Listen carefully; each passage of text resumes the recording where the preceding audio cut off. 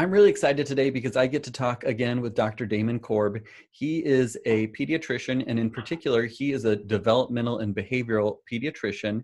And we've been talking offline about how our practices have changed and evolved during this coronavirus season that we're dealing with. And we were talking beforehand about telemedicine visits and how that's impacted us. But I wanted to bring Dr. Korb back on to talk to parents about how to deal with the stress and anxiety and worry that is affecting them as parents and affecting their children.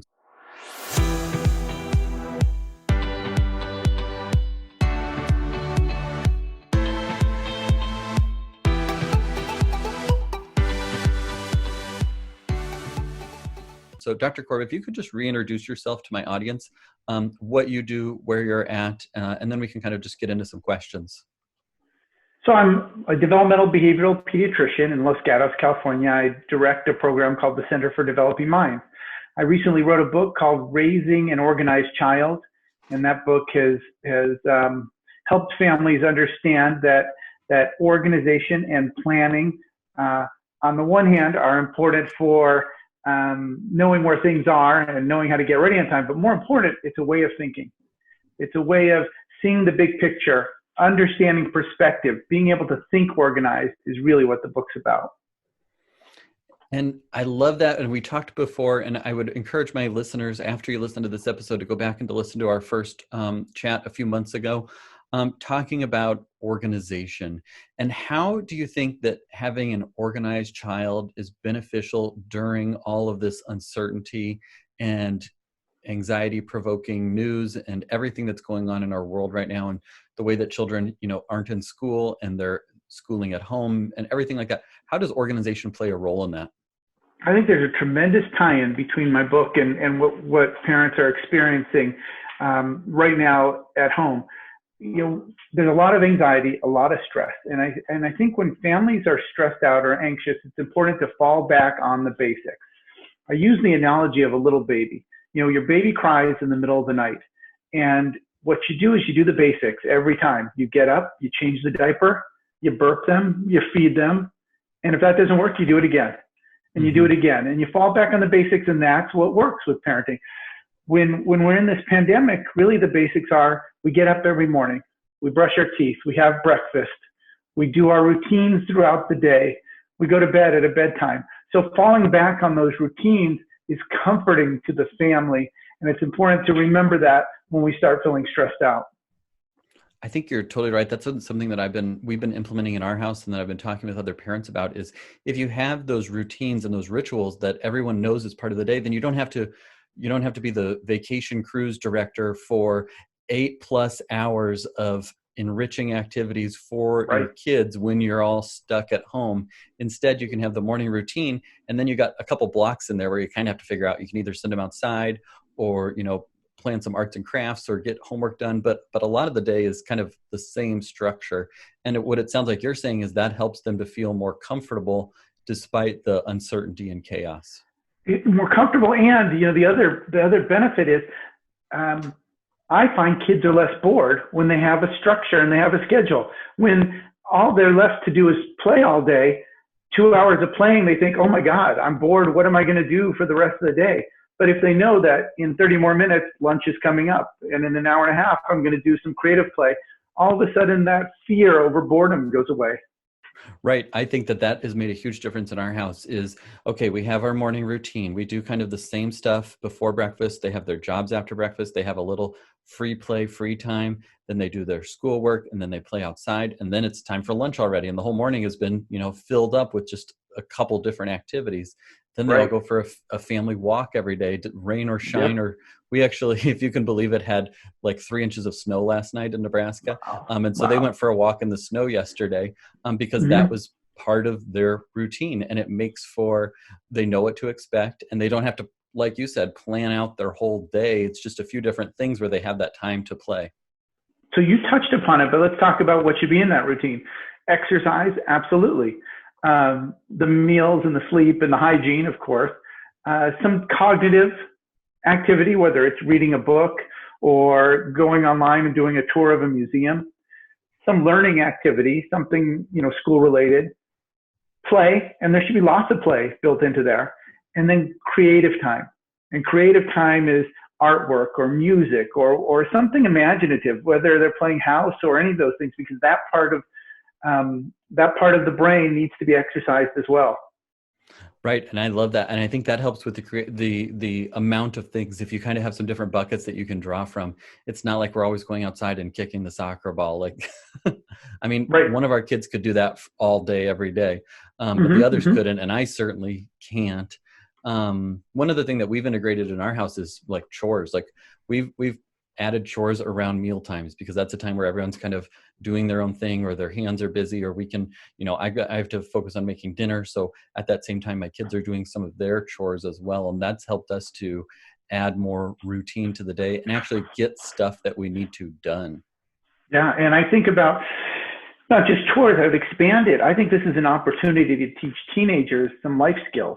Right. When are they going to be home for 2 or 3 months? Never again. This is it. And so if we can teach them to do laundry, if we can teach them how to change the oil in a car, or do some of those things that, they're going to have to do change a tire.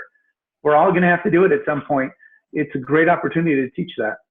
Right. Like you said, you're never going to have this much time to like deep dive on stuff that everyone wishes they had learned, but they didn't take the time to. Like changing a tire is the perfect example. That's not something that you would plan on a Saturday. It's like, well, we could go to the zoo, or we could practice changing tires. But right now, Tuesday afternoon, like we have the time right now, and we won't have that time again in the future. Let's do some of those things. Let's learn how to cook chicken breasts in 4 different ways, and how to do sew. some of those different things so that you can, live on your own in the future and have those skills and have learned that.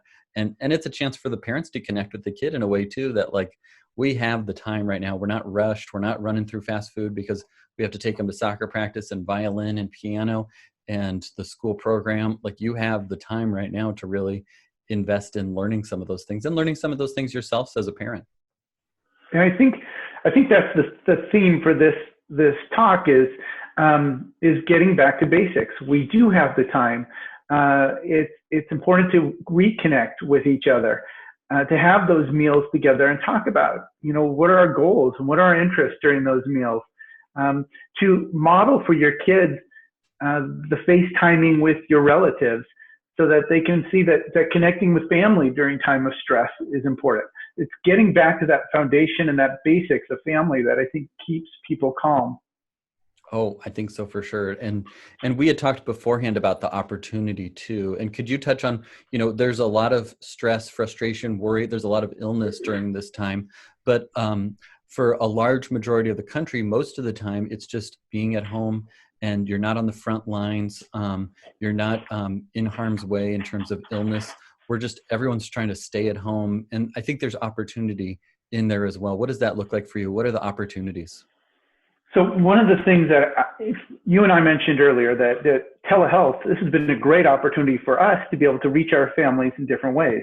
I think the opportunity for young people is that they are learning to learn online and to be able to teach themselves. And that for this generation is going to be one of the most important skills, because everything is online. They can learn to play piano, they can learn sign language. And if they can learn to be independent learners and learn to explore the internet, it's an incredible opportunity for kids. I think you're absolutely right. And that's what I see. Like now, if I'm not sure, in the olden days, I imagine that if you wanted to learn a new skill, you had to go to the public library, look it up in a card catalog, find a book that was up to date enough, take it home, read the book, try and figure out how it applied to your specific scenario. And now you can just go to YouTube or Khan Academy or any of those other places and find that information that's up to date, Right. that's easy to digest. And it's an opportunity to just kind of deep dive on stuff that you would have never otherwise had the opportunity to, where then you can become the expert on how to change a tire or how to build something incredible with Lego, something along those lines. Yep, it's fantastic. I think it's a fantastic opportunity for families to teach their kids how to learn. And in many ways, the kids are teaching us too, because they're pretty good at this. Well, let's talk a little bit about what it looks like for a parent that's really trying to help a child that is stressed out or anxious or worried. We talked about rituals and having routines. what is some of your advice for parents that are struggling because their child is acting out, or really having a difficult time because their world has been upended? So I think the most important thing is to listen, to really hear what's going on with your child, because everybody's going to experience stress in different ways. It's easier as the kids get older to have a conversation. But when you're listening to them, you want to hear what's their information. What have they heard about COVID, and what are they worried about? What are their fears? Because first of all, you want to displace any things that aren't factual. You want to make sure that they know the truth about what's going on. And you also want to empower your kids, because there's real tangible things that we can do to keep safe during this crisis. We're separating, we're washing our hands more, we're wearing masks when we need to. And as long as we do those things, we're buying time for the scientists to develop the vaccinations we need to protect us from this in the future. And that's empowering to kids and reassuring. I think listening is the thing, that a lot of parents struggle with in that moment, is because they see, oh, my child is saying they're worried about something. I need to say, don't worry, it's going to be fine. Right. We want to solve their problems. Right. But what that makes the child feel instead is, my concern is not justified. I'm just a kid. I don't understand what's going on. When in reality, if you could just talk through and say, I could see how that would worry you, and let me provide you with some gentle guidance on why that's not something that you need to continue to worry about, rather than just saying, don't worry, this isn't a big deal, or, we'll take care of it, something along those lines. Here are things that I do when I feel worried. You can talk about that. I go for a walk, I exercise, I get a little more sleep when I need to. I meditate, I do headspace and mindfulness. Any of those kind of things are useful when kids need to learn to de-stress and relax. And if you think about, the issues are little kids, 5-year-olds, they worry about themselves. Am I going to be safe? Am I going to be okay? 8 and 9-year-olds start thinking about death, and they worry about grandparents and what could be going on with relatives and who's going to take care of me if something happens. And teenagers are going through major loss, separation from their friends. Their identity is all based on their friends. They're missing their proms and their graduations. So really hearing what your child is going through is really important, because it's different for every child at every stage in their development. Right. I think that's something that it's easy to just say, don't worry, but really kind of instead, like you were saying, looking at what age are they and what are the appropriate worries that they have, and how does that tie into their identity? I love that perspective on it too. And that's something that I hadn't really considered, especially with teenagers. We don't have teenagers at our house yet. So that hasn't been something that's been in my wheelhouse. I can give you some if you need any. I can have a few. I might consider trading a 4-year-old. I don't know. Do they not spill milk? Because that would seal the deal right there. If they can keep their milk from being spilled. We are not spilling milk. We are leaving things around the house, but we're not spilling milk these days. Sold. I'll try it out. What do you think in terms of parents? When parents, I think the same sort of advice applies. And I really liked how you talked about modeling too, where you're modeling what it's like to worry yourself. And you're not trying to portray yourself as a parent as perfect, meaning I don't worry about things. The way that I'm responding to everything is entirely perfect. It just makes the child then, I think, feel like, well, I'm never going to be that good because I'm worried about something and I don't see my mom or dad worrying about things. It sounds like what you're saying is that parents should own and, model what they're worried about and how to move through that in a healthy way. If they know how, I'm going to have that skill set. What should parents do if they are struggling with worry and anxiety themselves to try and get a grip on things so that they can be there for their family the way their family needs? So just like there's different worries for kids, there's going to be different worries for families. Some families are dealing with financial stress. Some families are dealing with a sick relative. Some families are dealing with, what do I do about my 85-year-old parents who aren't supposed to leave their house? How are they going to get groceries because they're 2 towns away? So they have all different kinds of worries. I think parents need to acknowledge where that worry's coming from, and what they project to their children is, this is the solution that I'm coming up with to deal with this issue. Trying to be as pragmatic and practical about the solutions that they have for their problems. Now that's the practical part, but the feelings don't go away. Now the feelings, what we need to do is what we do to take care of ourselves. We get enough sleep. We make sure the parents are getting their exercise that they need to, that they're taking time to do some things that they enjoy, that they're contacting their friends and their families, doing those things that ground them so that they can enjoy and relax and not feel like they have to solve the world's problems. That's something that I think is hard for a lot of parents to feel like they can't solve all the problems. But I think identifying and owning that there are problems out there that I can't fix, and there are things that I cannot control.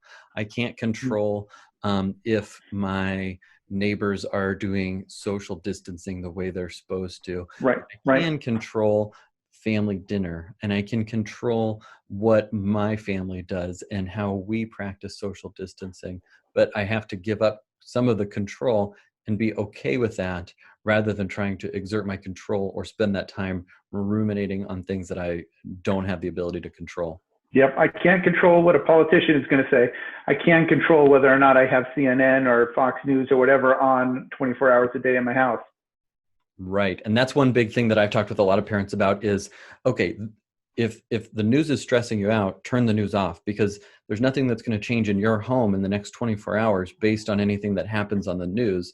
And so if the news is just making things worse for you and for your kids and for your family, just give yourself 5 minutes a day to surf the news and then lock it down on your phone and your computer so that you're not even able to look at it, because that's not going to change anything. And you could even appoint somebody to be the news person that keeps an eye. You can say, hey, sibling of mine or a parent or another coworker or something like that, if there's any huge news stories that I need to know about, text me and let me know. Otherwise, I'm just going to check out from the news, because it's really adding to my anxiety and worry and not helping me in this moment. Right. What else should parents know at this moment in history? What is it that we can pass along to parents that's helpful that you've seen in your practice? So, a lot of the parents are still trying to work, and they're working from home. Mm-hmm. And I think that's an opportunity to have conflict, because conflict happens when an expectation isn't met. So a parent thinks they can sit down for 45 minutes and get work done, and their 3-year-old thinks differently. And that gets frustrating. So I think it's important for parents to think about who their children are and what's realistic, to set realistic expectations. And then there are things you can do to increase those amounts of time so you can be more productive. So little babies are easy. You can put them in a little carrier and carry them around with you while you make your phone calls and you do your things, and that works okay. When they get to be 2 years old, they're a little trickier, and they don't pay attention to any task for more than 10 minutes or so. So I encourage families to have stations around their house.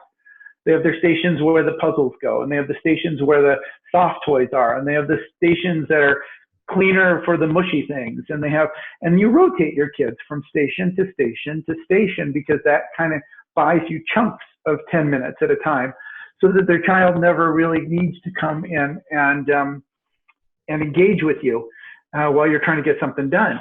The other thing you do is kids, when they're young, 2, 3, 4, they often play in parallel with other kids. They don't interact as much, and you don't have to totally interact as a parent. You can sit down, do your work in parallel, in close proximity to your child, and get things done. And every once in a while, pay them a compliment. Oh, I like what you're drawing. Oh, I really like what you're building. And those little kind of compliments expand the amount of time that you can have to get things done. As they get older, then I like to create those schedules and have lists, and let kids be a little more independent in their list making. So here's 10 different exercises you can choose from. Here's 10 different cognitive activities you could be doing. And so they become more and more independent. And then when they get to be teenagers, because teenagers really are fine sitting in the room all day, not doing anything productive, you still have to supervise. What I like to do is talk about goals. Talk about what do you want to accomplish 3 months, into this? What do you want to feel like you've built or done or created or written, so that they can feel good coming out of this? That is such great advice. And I really like how you split it up by different age groups and what you can expect and how you can, get the work done that you need to, because I've talked to so many families that they have, both parents have 40-hour per week jobs, and they're starting at 5 a.m. and alternating every 2 hours. And that can be really hard for anyone to do for even a short period of time. So if you can find ways that you can work in tandem with your children, the example I had the other day is I had a Zoom call, which, everyone's super used to that terminology and how to do that Right. now. But I was making breakfast. So I was on mute. I had my video muted. I was listening to the call. I was making breakfast. The kids were helping with breakfast. When, it came to something that I needed to comment on, I'd say, guys, hold on 1 second. And then I would unmute on video so that I could give my comment and then remute and everything like that. And I was able to get what I needed to accomplish. I learned from the call what I needed to. I shared what I needed to, but we were able to continue on with our day. And oftentimes, I think parents feel guilty if they're not totally 100% present all the time for their kids when they're awake. And what I'm hearing you saying, and what I echo to parents a lot, is it's okay, especially in this difficult time, if everybody is given a little bit of grace and said, okay, I really have to do this right now. So we can play for a little bit, and then we're going to take a break. And you can give compliments that then fill their bucket back up enough that they don't seek out the attention or go get pots and pans and start banging them around when you're trying to, talk on the phone with an important client or team or whatnot. And then the other grace is screen time. And I think everyone has realized that, okay, sometimes I have to get like work done and be on, and I'm going to give myself a little bit more grace when it comes to screen time, realizing that I can put some time in on the other side to be present in other ways. But right now I'm going to turn on PJ Masks or Arthur or whatever, so that my kids get something and I can get a little bit of work done, or I can just have a little bit of headspace. Like, that's still important. So let's talk about screen time, because I agree with you that it's very easy for kids to default to screen time. Kids that tend to be less creative tend to default to the first thing that comes to their mind. Kids who are less organized thinkers, like I talk about in my book, tend to default to screen time. But during this crisis, I understand that there's opportunities to use electronics. And so I want to separate the two kinds of screen time, what I call passive screen time and intentional screen time. Kids that are using screen time to learn how to code, or kids that are using screen time to, communicate with their peers, that doesn't really count, I think, in these circumstances as the screen time we worry about. It's one YouTube video after another that we worry about. Yes. It's right. TikTok, that just all day watching people do a silly dance over and over again. Right. It's like eating ice cream all day. You eat ice cream, it's delicious, but if you do it all day, it's going to be unhealthy. And it's the same thing with that passive kind of electronics that become problems.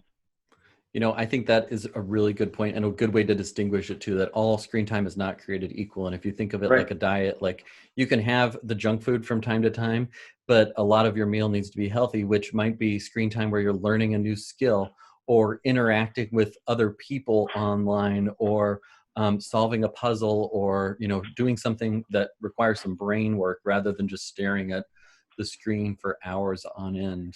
So have conversations with your kids about what are intentional ways that we can use our electronics. Let's use them with intention. Let's go on and look something up. Let's go on and discover something. Let's use it to learn.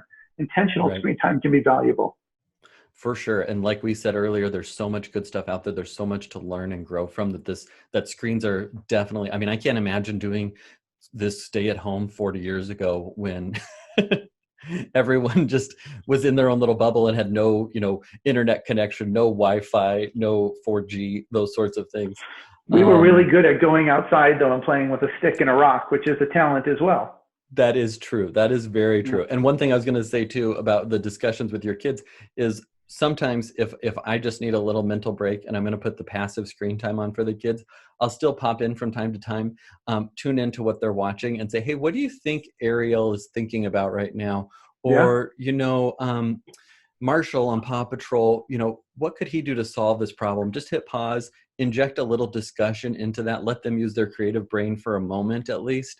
And then, what would you do, right? Exactly. If this happened to you, Right. Or what do you think that character's thinking about? Just a way to kind of engage with them, just to a small degree. Well, because it gets them, and not just engage with them, but what you're doing is you're getting them to think about the big picture. You're getting them to think outside of just following a linear path. but to think about what are all the possibilities. And that's what creative leaders learn to do when they're young. I think that is such good advice, and it really frames it in the right light for parents that are struggling right now with working from home, all the stress and anxiety of coronavirus, and on top of that, feeling guilty for not giving their kids their all when 2 months ago nobody was thinking about working from home for 40 hours per week for the next several months, and we're just in Right. this crazy, chaotic, unpredictable time. But I think all of the things that we've talked about today really help to just give parents some real pragmatic ways that they can connect with their kids and help everybody to experience more calm during this chaotic, uncertain time. So I really appreciate your time. So remind my listeners and watchers where they can find you. So you can go to Dr. Korb on Twitter, Dr. DRKORB at Twitter. You can go to raisinganorganizedchild.com on the web, so you can learn more about the book and the things we're doing to teach organization. And you can find Raising an Organized Child in any bookstore, on Audible, anywhere you want. Awesome. And you can find a copy on my bookshelf back there. I would grab it, but I stole a standing desk from one of our offices, one of the workers that's working from home. So it's kind of stuffed back there behind there. But it is a great book, and it is so helpful in thinking of organized, and not organized just like their closet is clean and things like that, but really what we talked about earlier in the episode about, organized so that you're able to continue to function in a normal way during what is otherwise an unorganized, chaotic time period. Right. Being able to grasp the big picture, to know that this is just a little obstacle that we're dealing with, and the big picture is we're going to get through it, and we're going to come together as a country, as a world, and work this out. Right. I think that at the end of the day, what parents want is to look back in a year and in 5 years and think about the good that came from all of this uncertainty and chaos. To think back about all the extra family dinners they had, and time to connect, and time to learn a new skill, and to really make the most of the ordinary, where we're not having trips to Disney World or the zoo or even the park or things like that, and how we fill our time. So if parents can look at that big picture too, I think it will help. Well, thank you so much for your time. Good luck out there, and stay safe yourself. Thank you. Be well. Thank you for doing this. Thanks, Dr. Korb.